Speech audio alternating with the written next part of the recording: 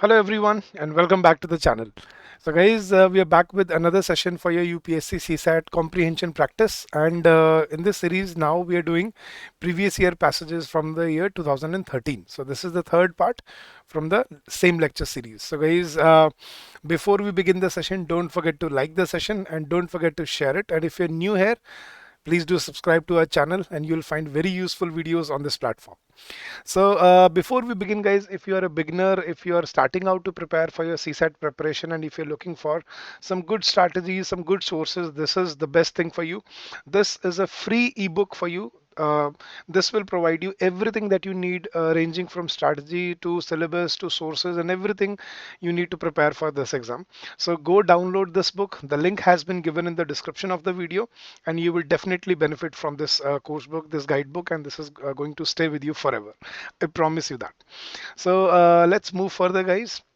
So we'll be practicing comprehension passages from the previous year paper, that is from the year 2013. So if you know me, how do we start the passages?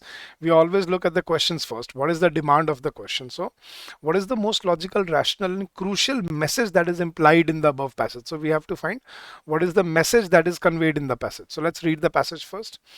We'll be doing some tricky passages today, very short ones, but very insightful ones, very deep meaning ones. So let's get ready for that.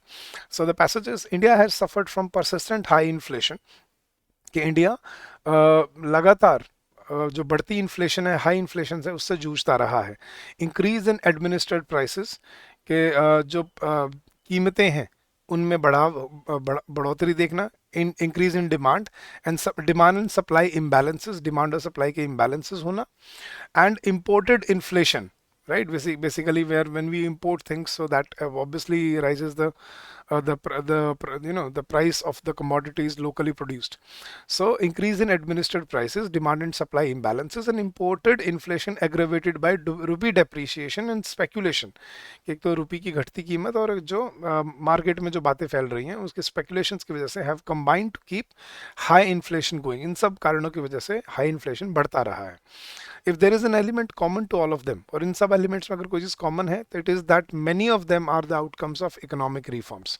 और एक बात जो कही जा सकती है, ये सारे जो प्रॉब्लम्स हैं ये किसकी पैदाइश हैं? ये इकोनॉमिक रिफॉर्म्स की पैदाइश है, जो इकोनॉमिक रिफॉर्म्स हमने पास्ट में लिए हैं. India's vulnerability to the effects of changes in international prices has increased with trade liberalization. LPG जो reforms हुए थे 1990s में, right? तो इसमें liberalization was one where we opened up our market, our economy to the global economy, right? So that is one reason that has made India vulnerable to the changes in international prices. The effort to reduce subsidies और subsidies कम करने के effort में has resulted in a continuous increase in the prices of commodities that are administered. जो सरकार के द्वारा administer किए जाते हैं उन चीज़ों पर, क्योंकि सब्सिडी लगातार घटती रही है, कम होती रही है, ठीक है, over the period of years, so इसकी वजह से जो उनकी कीमतें हैं वो बढ़ती ही जाती हैं. तो इकोनॉमिक रिफॉर्म्स उसके कारण है. इंडिया की वल्नरेबिलिटी, क्योंकि हमने ट्रेड को ओपन लिबरलाइज कर दिया है और सब्सिडी में कमी करी है, इसीलिए ये सब हमें देखने को मिल रहा है. सो what is the message conveyed by the passage? Under the present circumstances, let's look at the options. Under the present circumstances, India should completely avoid all trade liberalisation policies and all subsidies. कि इस situation में India को सारे trade खत्म कर देने चाहिए, liberalisation trade खत्म कर देना चाहिए और सारी सब्सिडी बंद कर देनी चाहिए. ठीक है, सब्सिडी बंद कर देंगे तो फिर कीमतें बढ़ेंगी, राइट? तो ये तो वो वैसे कॉन्ट्रडिक्टरी होगा और ये एक्सट्रीम ऑप्शंस को हम हमेशा एलिमिनेट करते हैं, याद है ना? All trade liberalisation and all subsidies, इन सबको अगर हमने खत्म कर दिया तो फिर तो वैसे ही फिर इम्पोर्ट, फिर आप लोकली प्रोड्यूस कैसे वो करोगे सारा मैनेज? तो कुछ और इसका वो होना चाहिए. आई थिंक इकोनॉमिक रिफॉर्म्स को थोड़ा देखा जाना चाहिए, जो मेरे को लग रहा है. ऑप्शन देखते हैं. Due to its peculiar socio economic situation, India is not yet ready for trade liberalisation process. क्या ये मैसेज है इसमें? Next, there is no solution in sight for the problems of continuing poverty and inflation in India in the near future. के कोई इसका अंत नहीं दिख रहा हमें. क्या ये मैसेज देना चाह रहा है वो? नो, नेगेटिव मैसेज कभी भी नहीं देता वो. And economic reforms can often lead to high inflation economy. Economic, yes, ये है सही मैसेज कि इकोनॉमिक रिफॉर्म्स क्या होता है, ज़्यादातर इकोनॉमी में इन्फ्लेशन ले आते हैं. ठीक है। अब बी क्यों नहीं, क्योंकि देखो सोशियो इकोनॉमिक सिचुएशन की कहीं बात नहीं हुई पहले तो पूरे पैसेज में। ठीक है, and India is not yet ready to for trade liberalisation process. ऐसा नहीं है कि नहीं है, मतलब वो रेडी नहीं है, और बहुत सारे फैक्टर्स इकोनॉमिक रिफॉर्म्स के जो हमें काम करने चाहिए जिन पे, जैसे एग्रीवेटेड मतलब रूपी डेप्रीशिएशन जो है, या एडमिनिस्ट्रेड प्राइसेस जो हैं, या डिमांड सप्लाई इम्बैलेंसेस जो हैं, इनको कंट्रोल करना चाहिए। तो economic reforms can often lead to high inflation economy, that is the right option. Next passage guys, पढ़ते हैं। हमें पहले ढूंढना क्या है, which of the following is the most convincing explanation of the passage. ठीक है, तो पैसेज पढ़ते हैं। नो राइट इज एब्सोल्यूट, कोई भी आपका अधिकार संपूर्ण नहीं होता। कि मतलब मैं कहता हूँ अगर मुझे राइट टू लिबर्टी है, तो इसका मतलब ये नहीं है कि मैं दूसरे की लिबर्टी पे जाके मैं कुछ भी करूँ। तो no right is absolute, exclusive और इनवॉयलेबल। सही बात है कि कोई भी जो अधिकार है वो एब्सोल्यूट नहीं होता। एक्सक्लूसिव मतलब सिर्फ आपको अकेले को मिला है वो नहीं होता, और इनवॉयलेबल मतलब ऐसा नहीं है कि उसको किसी सिचुएशन में ब्रेक नहीं किया जा सकता, सिचुएशन में वाइज उसको कर भी किया जा सकता है। जैसे the right to personal property, कि भाई अपनी ज़मीन होने का हक है आपका, जो आपका अधिकार है, मतलब ज़मीन खरीदना basically. The right of personal property similarly has to be perceived in the larger context of its assumed legitimacy. कि भैया आपकी ज़मीन है आपकी वो, ठीक है, वो आपका उस पर अधिकार है, उसको भी ये समझ के करना पड़ेगा कि भाई वो सभी के लार्जर कॉन्टेक्स्ट के, जो आपकी लेजिटिमेटली जो आपकी ज़मीन हुई है वो किस कारणों की वजह से हुई है, वो आपको समझना पड़ेगा। जैसे the right to personal property should unite the principle of liberty with that of equality and both with the principle of cooperation.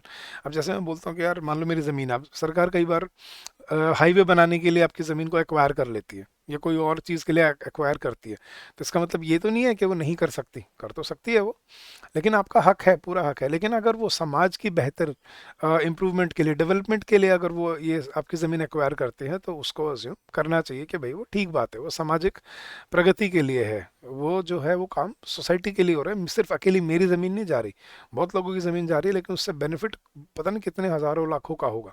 तो वो ये चीज़ कह रहे हैं कि right of personal property should unite with the principle of liberty, कि उन वो किसको जोड़ना चाहिए भाई, प्रिंसिपल ऑफ लिबर्टी जो है आपका आज़ादी जो है, और दैट ऑफ इक्वालिटी, और सबकी बराबरी का जो इक्वालिटी का जो धर्म है, मतलब इक्वालिटी का जो प्रिंसिपल है कि भाई सबको बराबर उसमें मिलना चाहिए, उसके साथ जुड़ना चाहिए। और फिर उन दोनों को, लिबर्टी और इक्वालिटी के प्रिंसिपल को, it should both unite with the principle of cooperation, के सबकी सामूहिक एक कोऑपरेशन होनी चाहिए, ताकि हम सोसाइटी, देश, समाज के लिए बेहतरी कर पाए। तो उसने क्या कहा है, अब इसमें देखते हैं guys, what is the most convincing explanation. में पढ़ते हैं। The right of personal properties and natural right duly supported by statutes in scriptures. कि भाई राइट, जो पर्सनल प्रॉपर्टी का जो राइट है वो स्टेटस से, स्क्रिप्चर से, मतलब पुरानी किताबों से लिख के मिला है आपको, ऐसा नहीं कहा उसने कहीं पे भी पैसेज में। Personal property is a theft and an instrument of exploitation. The right of personal property is therefore violative of economic justice.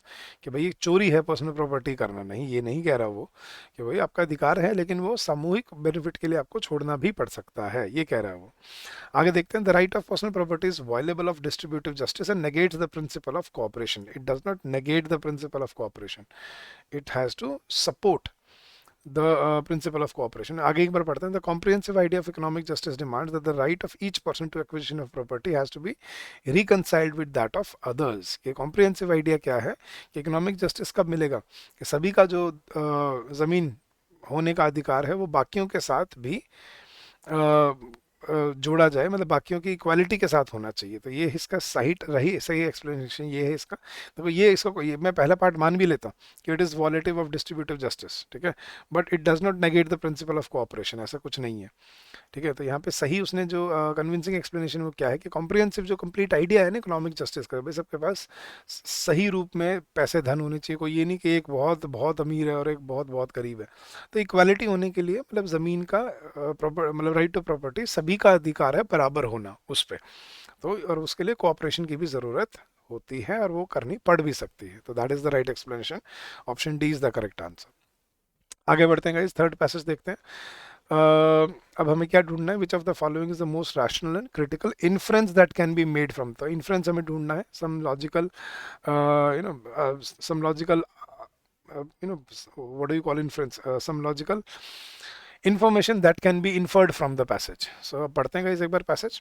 The global financial stability report, global financial stability report जो है finds that the share of portfolio investments from advanced economies in the total debt and equity investments in emerging economies has doubled in the past decade to 12%। अच्छा, तो global financial stability report क्या कहती है कि जो advance economy ने जो invest कर रखा है इमर्जिंग इकोनॉमीज मतलब डेवलपिंग इकोनॉमीज के डेट और इक्विटी इन्वेस्टमेंट्स में, वो पिछले 10 सालों में डबल हो गया है, 6 से 12% हो गया, मतलब उनकी इन्वेस्टमेंट बहुत बढ़ गई है डेवलपिंग कंट्रीज में। तो एडवांस इकोनॉमीज में पिछले 10 सालों में डेवलपिंग इकोनॉमीज में बहुत ज़्यादा इन्वेस्ट किया है, ये कह रहा है वो।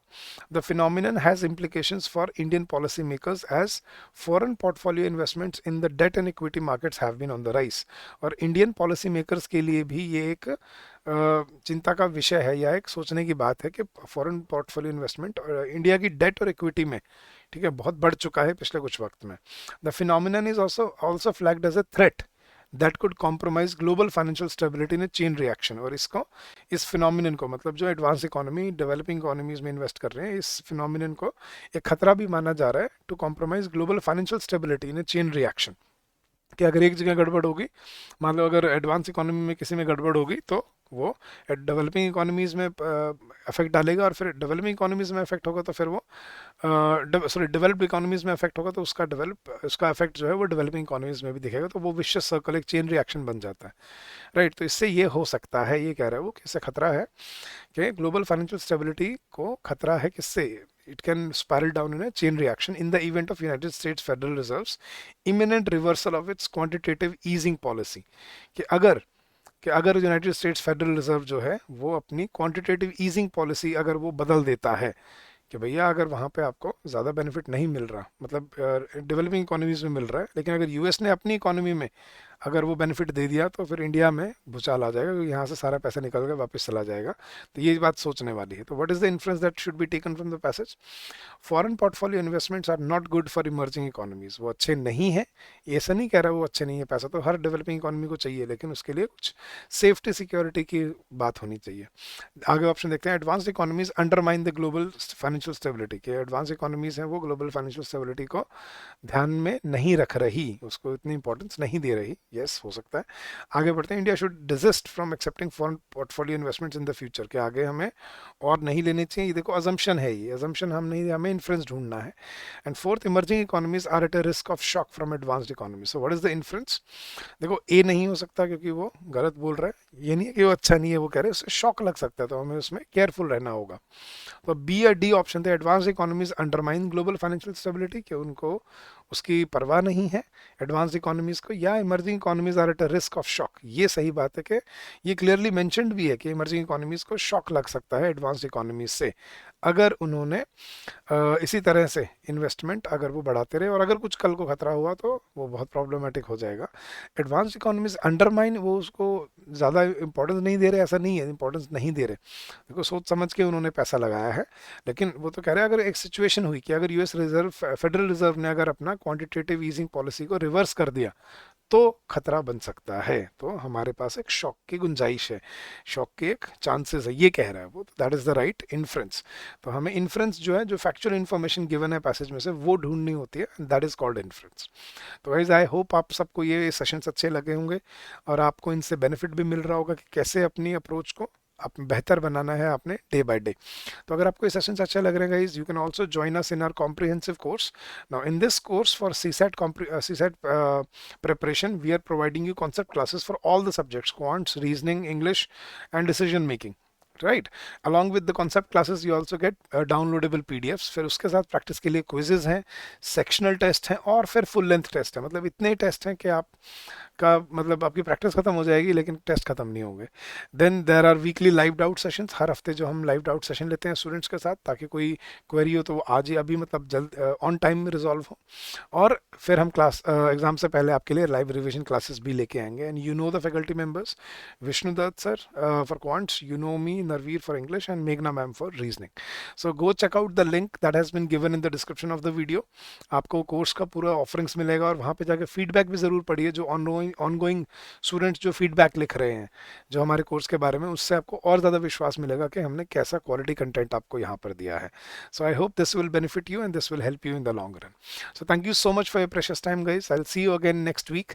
Till then, guys, keep on working hard, keep on giving your best, and I'm sure this will definitely benefit you in the long run, and this will definitely prove, fruitful for you. So, guys, if you have any doubts, if you have any queries, you can drop us an email at hello@edutab.co.in, or you can also call us on this number during the office hours. That is 814620721. Or if you are a student, you can drop us a discussion forum query. So, thank you once again. Keep on working hard, keep on giving your best, and happy learning to all of you.